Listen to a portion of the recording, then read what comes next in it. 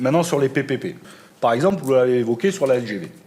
La LGV Tours-Bordeaux, c'est un coût de 7,7 milliards d'euros au total. Pour le coup, de l'argent public, qu'elle soit des collectivités, de l'État, de l'Union européenne, de l'argent privé, participe à un même projet, mais après la rémunération, elle se fait sur le long cours, et c'est la même question, par exemple, sur le système autoroutier, elle revient exclusivement au privé.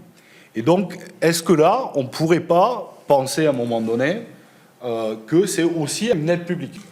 Est-ce qu'il y a des exemples assez précis de PPP qui n'ont pas été rentables pour le privé? Globalement, je ne vois pas où vous avez été perdant. Des exemples en dehors de France, je vous en trouve. L'aéroport du Chili. L'autre exemple, c'est en Allemagne, où nous avons des, entre guillemets, des PPP autoroutiers. Donc, vous n'avez aucun exemple éclairant en France.